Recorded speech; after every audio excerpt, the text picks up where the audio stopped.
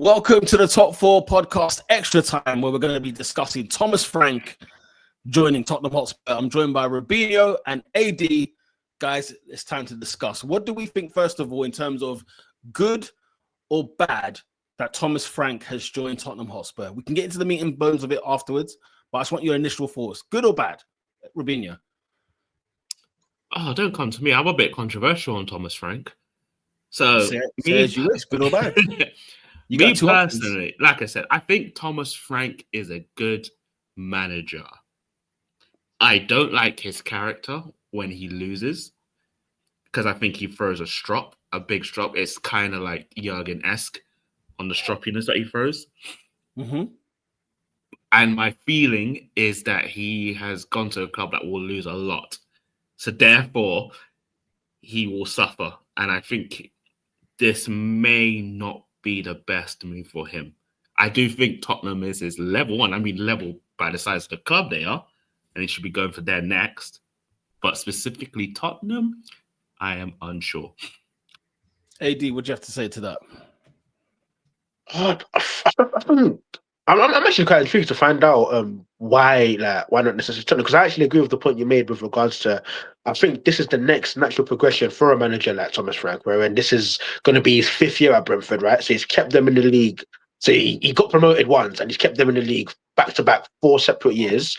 I do sort of think he's sort of reached the ceiling, and I think there's almost like a cluster of clubs where historically it's been like your Newcastles, your Spurses, and even put like an Everton in there. Whereas let's sort of test this guy's mettle. We're not going to quite give him the United job or the Arsenal job. It's that job just underneath, just to say, look, this is a guy there. I think by all rights, Thomas Frank has earned this opportunity just based on tenure and his level of performance and consistency in the Premier League.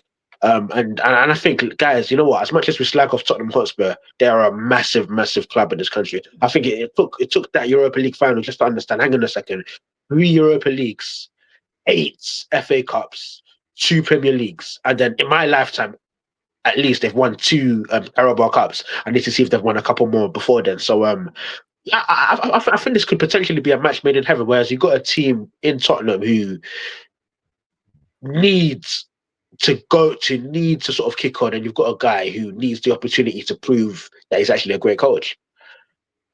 Yeah, I mean, I genuinely think that Tottenham Hotspur have gone the wrong direction. Not because I don't think Thomas Frank is a good manager. I just don't think this is the right fit. Okay. Because have we not learned our lesson with Tottenham Hotspur? Have we not learned our lesson in the sense we've seen all kinds of managers turn up there? Like every kind has arrived there, except a Sam Allardyce type of manager, right? We've seen every kind of manager go there. And the thing I still wrestle with, especially with Tottenham Hotspur, is the fact that Ange Postecoglou came in with an objective, and guess what? He achieved the objective. So what are we talking about a sacking in the first place? Which is diabolical, by the way. Okay. I find it extremely diabolical that he was sacked in the first place, purely for the fact that my understanding of Tottenham Hotspur, or my understanding of when Ange joined Tottenham Hotspur, we want Champions League football. I genuinely didn't think it was about trophies. I genuinely thought it was about Champions League football. And albeit in his first year, he finished 5th. I think he missed out by I don't know how many points in his first season at Tottenham. In his second season at Tottenham, he was woeful in the league, utter garbage in the league, to the point where it actually questions the integrity of the league because of how bad they were, because they were legit throwing away games. And then they go to the Europa League, they go and advance to the final, and they win the Europa League final. They're in the Champions League. Tick, objective done. And I know this is the Thomas Frank video, so. You know, I want to be careful with where we go here, but I cannot. Somebody tell me, what is Thomas Frank's objective when he joins Tottenham Hotspur? What is he based? What has he been signed on the basis for? So, to answer that, I'm going to answer your previous part of just very quickly why Ange was sacked. Ange was sacked purely because he's had 2 seasons, he's had his transfer window, and they finished 17th. They were the worst team in the league. But we can't ignore didn't get relegated. Can we ignore 5th? No, we can ignore 5th. 5th to 17th is diabolical. 5th to 17th. So we are ignoring 5th. We're ignoring 5th because the 17th is too big. It's too big. It's too big. It's way too big. But he did it though. Is what I'm saying. Like he achieved. No, you can't do that. I feel like you're playing down how bad 17th is. You were the worst team that did not get relegated. The worst team in the entire trophy. He won a trophy, and that's fair enough. And he got got the team into the Champions League. They were at the Champions League. Does that mean you stick with the manager? Yes. Objectively. No. My argument, remember, all season long, my argument on the podcast was it's a shambles that he's still in the job because of his Premier League performances. But what was a clear indication to me at that point was, by hook or by crook, if you can get Champions League football, mission accomplished. It wasn't about the league. But then Peter, go on. But then Peter, we spent years and years and years slagging off clubs for a lack of synergy, a lack of philosophy, a lack of idea. And I'm so sorry, but a manager staying in his position can't be contingent on a one-off game. Because if Spurs lose that game, are you banging the drum for Ange? Absolutely not. In my opinion, Ange went out on a blaze of glory. He went out in the best possible way he could. But guys, guess what the blaze is? It's a 22 car pileup, and by 22 cars, I mean 22 L's, 22 league defeats on the M25. I'm so sorry. Pack your bags. Thank you very, very much for what you do. You go down in Tottenham folklore, Tottenham history. You're a wonderful man. I actually love the way. Look at the words Son has given him on his way out. You know, they're not slagging him off. What did he say about Basuma the other month? And Thomas Werner, Timo Werner, where he was like, I think Basuma says like he goes in and out of games. He slags Werner off. Even Werner loved him. You know what I mean? So I think it's the right time, bro. It's the right time, and I think they need to kick into a new era because I think I read that Ange has lost about across all competitions 40 games across 2 seasons. That's simply unsustainable. It's not good enough. So shake hands, let him go. And let's now enter into the new era of Thomas Frank. Yes, agreed. And then, sorry, to answer your second question, Tottenham achieved their goal. They got into the Champions League. Their goal is very simple, and stay in the Champions League next season. Well, newsflash, guys, impossible with Thomas Frank. That's the goal. That's the goal. I'm telling you what the goal is. But it's Robin. I'm sorry, I don't believe that's the goal. What do you think the goal is then? God knows. No, that's hard. That's hard. I think that's hard. The only thing I think it is to have, because the Premier League is so huge, it's larger than life.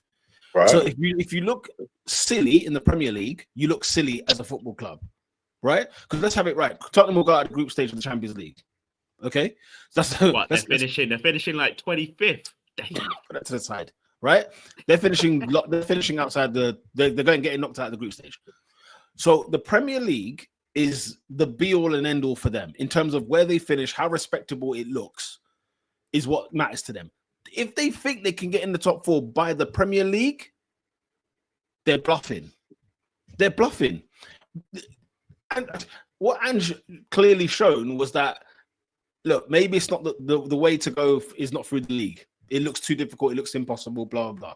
And I'm sure part of the thinking is that because Villa were there, Newcastle were there, Levy's thinking, hang on a minute, why aren't we there? Okay, fine. But is Ange not allowed to have a bad season?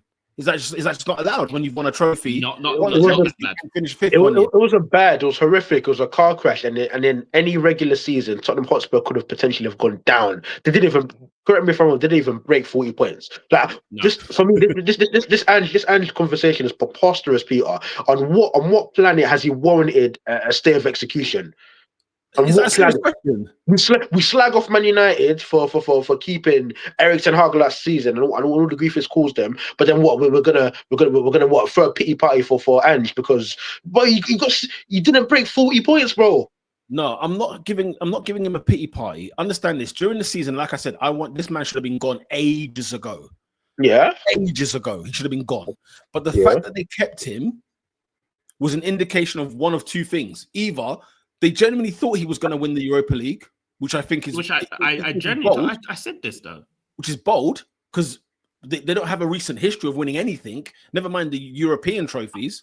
I said it very clearly. I said as long as there's a trophy in place, Ange will be there until they came out of the Europa That League. doesn't make sense. But that doesn't make any sense because you're going to sack Does him Tottenham anyway. Hotspur make sense though? You're going to sack him anyway. But you're saying this makes sense. What they've done. No, but I told you what their thought of mine was. I said, right, they're going to give him until they're out of every single competition. As long as Champions League was feasible, they're going to keep him in. But but mission accomplished.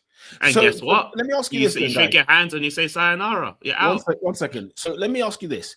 Do you think that 17th outweighs a 5th position 1 year and the Europa League the next year, meaning they get in the Champions League? You're telling me the 17th place finish outweighs those things? Yeah, I'll put it to you like this, right? Let's say you've employed me to paint your walls, right? You're a contractor, you're like, right, cash in hand job, boom, right, AD, I want you to come and paint the 4 walls of this living room, right? Yeah. I've painted your walls. Mission accomplished. But the room it's like a ball running through there, right? There's dirt everywhere. I've ripped your settee. I've smashed your TV, but I painted your walls. I mean, mission accomplished, yeah. But have I done a good job overall? And won them the Europa League and got them in the Champions League. I painted your wall. Your walls. I painted it. And you did it well last year, right? Yeah, but that's last year. We're talking about this year. Let's bring the full. No, because what I'm saying is, like when you sack a manager, it's over course and distance, right? Yeah. You sack a manager because when you 38 games is a long time, bro. But when you look at, he only had 2 years there, right? So if we looked on average, what's the average position that Ange Postecoglou finished in his time at Tottenham? Like 11? Like 10th. 11th, yeah? I don't think he'll be top of the table, I'll be real. Okay, 11th, 12th. I mean, look, the 2 years, we've got 1/5, we've got 1/17th, and we've got a Europa League in the middle. Like, wow, it's not sustainable, Pete. But anyway, this is a Thomas Frank episode. The thing is, at the time of this recording, one second. 2 things. Thomas Frank is set up to fail there because they all fail there.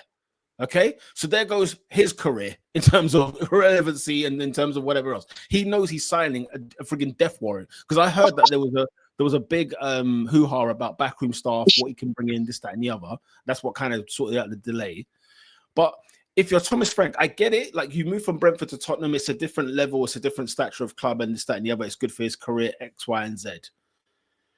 But if he's not watching what took the people that have gone before him and have not succeeded or have been sacked, I'm alarmed he would leave such a well kitted out football club that's been with him however many years and decided to go, not just to move up and take a risk. He's going into the Lions' den, career-wise.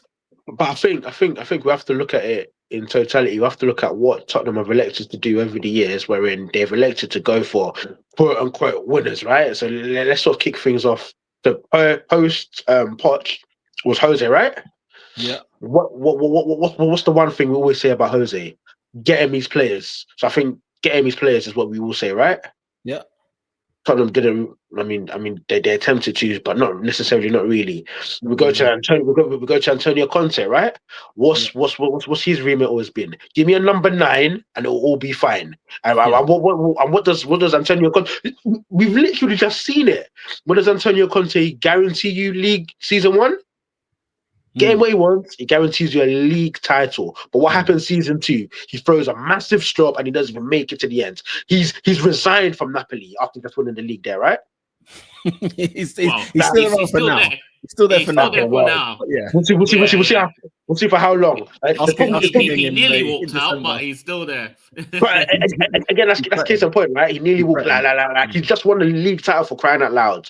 Yeah. And then obviously he's gone for Ange. He's done what he done over in Scotland. But A, that's Scotland, and B, what we've come to actually find is that Ange Postecoglou is an inherently stubborn, tactically rigid man, where he believes football should be played one particular way. His fullbacks have to be high, the line has to be high, the wingers have to be cutting the ball back across the box, etc. and so forth, right? So they've tried it those ways, it's not worked.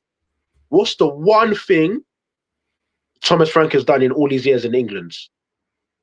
Overachieved with Brentford. Brentford shouldn't even be here anymore, right? No, Brentford shouldn't even be in this league anymore. I But can't Thomas lie, Frank, they're well established now. I think of them as a Premier League team. because of the blood, sweat of tears that Thomas Frank has put into this. So now, if I'm a Tottenham, who Tottenham are quite frugal, quite tight, and they may not necessarily give him everything that he needs, but he's shown across 4 separate seasons that he's actually able to work with what he's got. And if you look at last season, guess what, guys? He had 3 forwards score over 10 goals. That's Embremo and Wissa, who all get the plaudits, but we always tend to forget about Kevin Schade as well, don't we? And those weren't necessarily household names before he got his hands on them. So what it's actually showing is that now this guy's actually a proper coach. Where, don't get me wrong, Tottenham are going to back him. The backing he's going to get at Tottenham is going to be considerably a hell of a lot more night and day between what he's going to get over at Brentford, right? Yeah.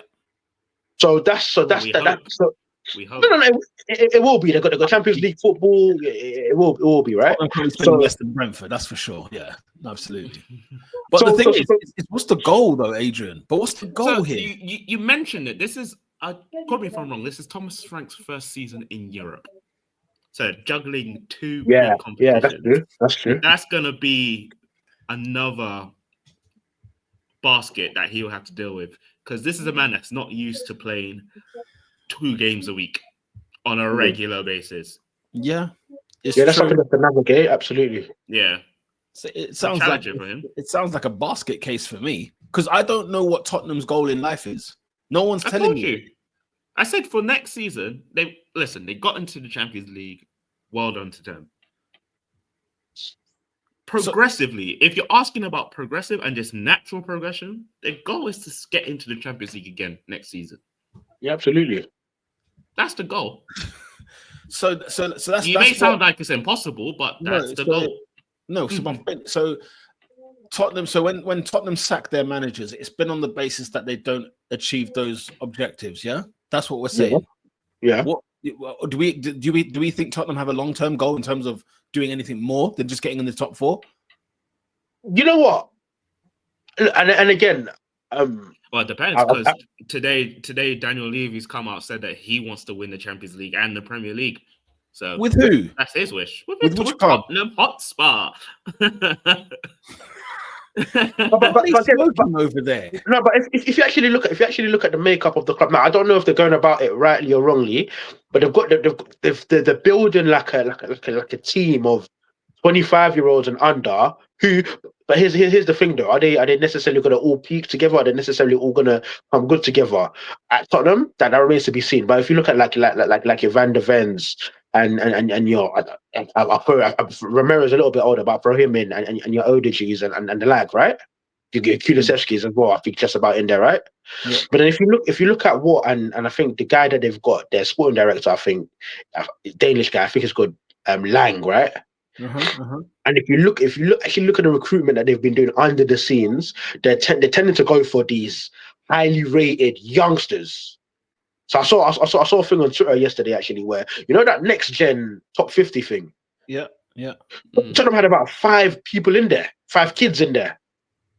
It was like Mikey Moore, Archie Gray, Lucas Bergvall. Then they had a South Korean guy that playing for QPR, and then they've got this highly rated Croatian centre back. I think they signed him when he was like 16. He won't come for another year and a bit when he turns 18. So I actually think and if you look at Thomas Frank as well, that's someone who's got a well and tested, a tried and tested history actually of developing young players. Look at the work that he was doing at Brentford. Before Brentford, he was sort of managing at under 15, under 16 level over in Denmark. So maybe what the plan actually is, and what the plan actually is that they've found an incubator, if you will, someone who can work with what he's got, develop these young players as a team, as a group, as a unit, and grow them together to where Tottenham can actually start to achieve. Because Bergvall was incredible last season, and he's 18.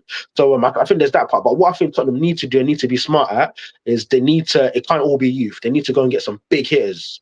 Like go out £60 million, £70 million, Rafael Leao, bang. Because what I think they got a bit silly with is to start buying people like Wilson Odebear, where it's like, okay, you're just young now. Like you actually need to strike with the iron and sword. So hopefully, what the long-term vision is, I think they want to grow these players together.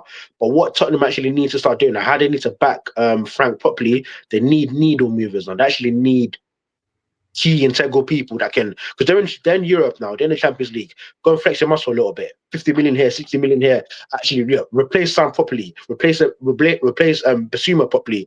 If Romero leaves, go and get in a light outside the half. That sort of thing. So I think that might be their plan now. They might actually be going down the young route based on their recruitment and the team that they've actually assembled. What will it take? We're at Christmas. We've played, let's say we've played 15 games in the Premier League. How many wins does Thomas Frank need to have to keep his job? Out of 19 games. Let's say 15. Because I don't think it's exactly halfway at Christmas. How many games? Are we 15. including draws? How many wins is all I'm saying? How many wins? Yeah.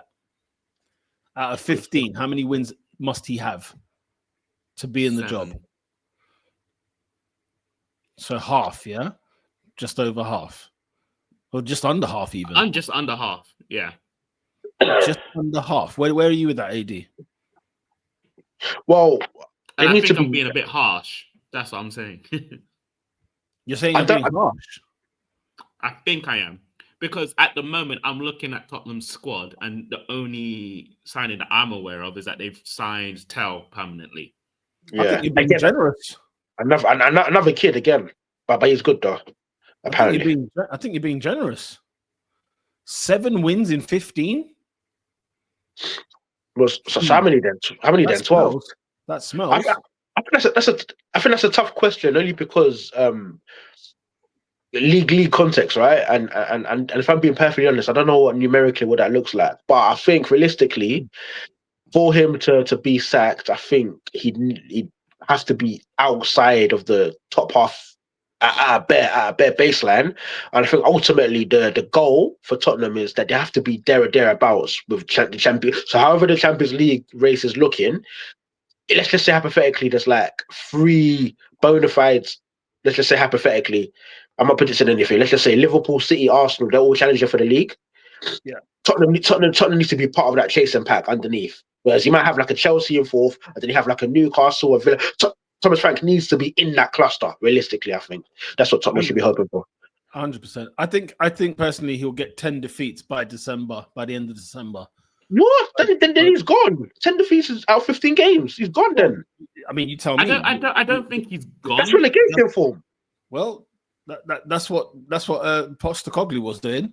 How many draws? The difference is though, that was Postecoglou's second season, so I'm more like, right, you've been here, you've asked for your players, you spent God knows how much on who you bought in. The man's not come in yet. That's why I'm like, 10 defeats is not good, mate.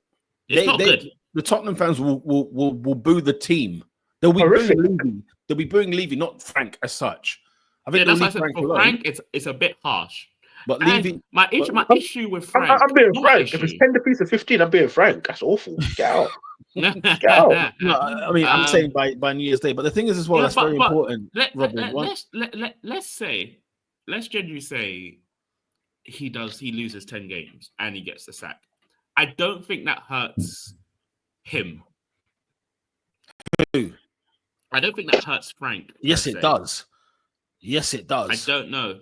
Because for me, what he's done at Brentford is fantastic. Bun that, Robin. I don't want to hear that. What have you done for me lately?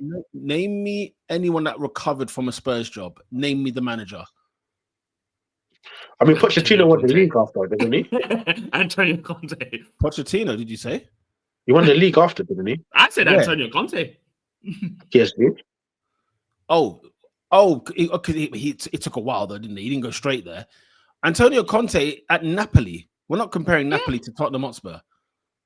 Hey. I mean, how many managers have they had? It's been what? Pochettino, Mourinho, Conte, and now recently departed. I'm going back to when I started watching football. Well, Wande Ramos. I don't know where he went. George Graham. Where did he go after that? Where did Wande Ramos go? Where did Tim Sherwood go? Where did Harry Redknapp go? Where did Pochettino go? Pochettino's currently managing the USA.